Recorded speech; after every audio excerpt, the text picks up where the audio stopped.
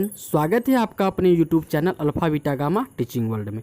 मैं हूं संजीत और आज हम लोग इस वीडियो में परिचर्चा करेंगे संधि के बारे में और जानेंगे कि संधि के कितने भेद होते हैं।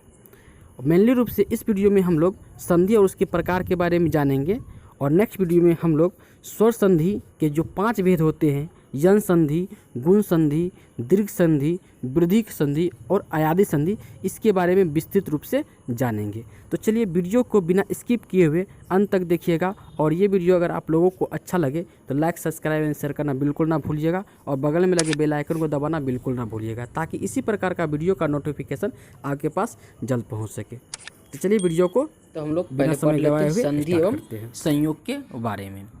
तो एट फर्स्ट हम लोग पहले संधि का डेफिनेशन जान लेते हैं। संधि है क्या, संधि किससे कहते हैं? तो देखिए इसका परिभाषा है कि दो अत्यंत संयोगी वर्णों के मिलने से उत्पन्न विकार को संधि कहते हैं। यानी दो अत्यंत संयोगी वर्णों के मिलने से जो विकार उत्पन्न होता है उसे हम लोग क्या कहते हैं? संधि कहते हैं। संस्कृत भाषा में संधि के 3 भेद होते हैं। संस्कृत भाषा में संधि के कितने भेद होते हैं? 3 भेद होते हैं। पहला स्वर संधि, दूसरा व्यंजन संधि और तीसरा विसर्ग संधि।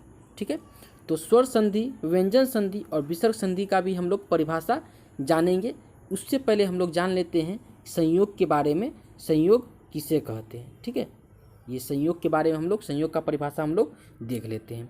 ठीक है, तो चलिए देखिए संयोग का डेफिनेशन क्या होता है कि जब दो वर्ण बिना विकार या परिवर्तन, है ना, जब दो वर्ण बिना विकार या परिवर्तन किए आपस में मिल जाते हैं तब उनके इस मेल को हम लोग क्या कहते हैं? संयोग कहते हैं। जैसे आप सपोज कीजिए कि ह एक वर्ण है और ल एक वर्ण है। ह को जब ल से मिला देते हैं तो ये हो जाता है हल। ये जो वर्ड हमारा शब्द जो बना हल, इसमें बिना कोई विकार या परिवर्तन हुए आपस में क्या हो गया? मिल गया। तो इसको हम लोग कहेंगे संयोग। लेकिन जब वर्णों के मेल से विकार उत्पन्न होता है तो उसे हम लोग संधि कहते हैं। जैसे देखिए यहाँ पर अगर हम यहाँ मिलाते हैं प्रति जोड़ एक, तो प्रति जोड़ एक मिलता है तो ये हो जाता है प्रत्येक। ये क्या हो जाता है?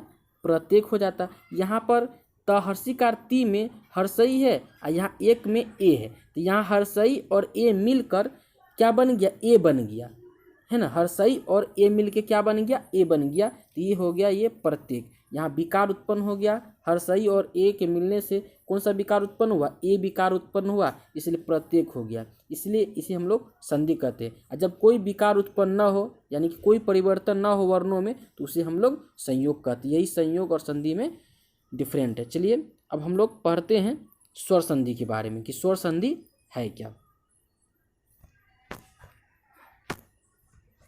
स्वर संधि देखिएगा यहाँ पे, ये स्वर संधि, तो दो स्वर वर्णों के मेल से स्वर वर्णों में जो विकार उत्पन्न होता है उसे स्वर संधि कहते हैं। यानी दो स्वर वर्णों के मेल से स्वर वर्णों में जो विकार उत्पन्न होता है उसे स्वर संधि कहते हैं। यानी कि दो स्वर मिलकर जब आपस में मिलता है तो उससे जो स्वर वर्णों में जो विकार उत्पन्न होता है उसे हम लोग स्वर संधि कहते हैं। जैसे देखिए यहाँ पे सु जोड़ आगत, तो यहाँ क्या हो गया? स्वागत। तो सु में क्या है? हर्षऊ है, हर्षऊ उ स्वर वर्ण है। और आगत में क्या है? अ, हमारा यहाँ पर क्या है? स्वर वर्ण। तो हर्षऊ और अ मिलकर क्या बन गया? यहाँ पे वा बन गया, विकार उत्पन्न हुआ, इसलिए यहाँ पर क्या बन गया? स्वागत। यानी स्वर वर्णों के मेल से स्वर वर्णों में जो विकार उत्पन्न होता है उसे हम लोग स्वर वर्ण कहते हैं, उसे हम लोग स्वर संधि कहते हैं। ठीक है, तो ये हमारा सु जोड़ आगत क्या हो गया? स्वागत हो गया। और यहाँ देखिए अति जोड़ अधिक, तो अति जोड़ अधिकत क्या हो गया? अत्यधिक। यहाँ पर हर्षई और अ में विकार उत्पन्न हुआ है। हर्षई और अ मिलने से कौन सा विकार उत्पन्न हुआ है? अय बना है, इसलिए अत्यधिक हो गया है। ठीक है, तो इसे हम लोग क्या कहते हैं? स्वर संधि। यानी कि स्वर वर्णों के मेल से जो विकार उत्पन्न हुआ उसे हम लोग स्वर संधि कहते हैं। इसका डिटेल हम लोग नेक्स्ट वीडियो में अच्छी तरह से करेंगे। स्वर संधि के 5 भेद तो होता है, यन स्वर संधि, दीर्घ स्वर संधि, वृद्धि स्वर संधि, गुण स्वर संधि, अयादी संधि। तो सबके बारे में हम लोग एक एक कर पढ़ेंगे।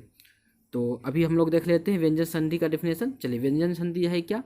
तो व्यंजन संधि यहाँ पर देखिएगा ध्यान से, व्यंजन संधि के बारे में। व्यंजन संधि का डिफिनेशन है कि स्वर या व्यंजन वर्णों के व्यंजन वर्ण में जो विकार उत्पन्न हो उसे व्यंजन संधि कहते हैं। क्या है? स्वर या व्यंजन वर्णों के व्यंजन वर्ण में जो विकार उत्पन्न होता है उसे हम लोग क्या कहते हैं? व्यंजन संधि कहते हैं। जब स्वर वर्ण और व्यंजन वर्ण आपस में मिलता है तो उसके व्यंजन वर्ण में जो विकार उत्पन्न होता है उसे हम लोग क्या कहते हैं? व्यंजन संधि कहते हैं। ठीक है, जैसे में देखिए दिक जोर अंबर, क्या हो गया? दिगंबर। यहाँ पर दिक में क हलंत में क्या है? क हलंत हमारा व्यंजन संधि है। जहाँ हलंत लगा रहेगा समझिएगा वह हमारा व्यंजन वर्ण है। तो यहाँ दिक में क्या है? क हलंत में क्या है? कौन सा वर्ण है? व्यंजन वर्ण है। और यहाँ पर अंबर में अ हमारा स्वर वर्ण है। तो व्यंजन वर्ण और स्वर वर्ण आपस में मिलकर एक विकार उत्पन्न करता है, जिससे कौन सा वर्ड बनता है? हमारा दिगंबर बनता है। ठीक है, विसर्ग संधि। ठीक है, तो चलिए विसर्ग संधि देख लेते हैं। विसर्ग संधि किसे कहते हैं? कि स्वर या व्यंजन वर्णों के मेल से विसर्ग में जो विकार उत्पन्न होता है उसे विसर्ग संधि कहते हैं। ठीक है, क्या डिफिनेशन है? कि स्वर या व्यंजन वर्णों के मेल से विसर्ग में जो विकार उत्पन्न होता है उसे विसर्ग संधि कहते हैं। जैसे यहाँ देखिए मनः जो रथ, क्या बना? मनोरथ। यहाँ पर मनः में अ स्वर वर्ण है और रथ में र व्यंजन वर्ण है, और स्वर वर्ण और व्यंजन वर्ण मिलकर क्या बन गया? यहाँ मनोरथ बनाया। यहाँ पर विसर्ग में विकार उत्पन्न हुआ, इसलिए इसको हम लोग क्या कहते हैं? विसर्ग संधि कहते हैं। इसके बारे में भी हम लोग डिटेल से अगले वीडियो में बात करेंगे। अगर ये वीडियो आप लोगों को अच्छा लगा हो तो लाइक, सब्सक्राइब एंड शेयर करना बिल्कुल ना भूलें। बगल में लगे बेल आइकन को दबाना बिल्कुल ना भूलें, ताकि इसी प्रकार का वीडियो का नोटिफिकेशन आपके पास जल्द पहुंच सके। धन्यवाद।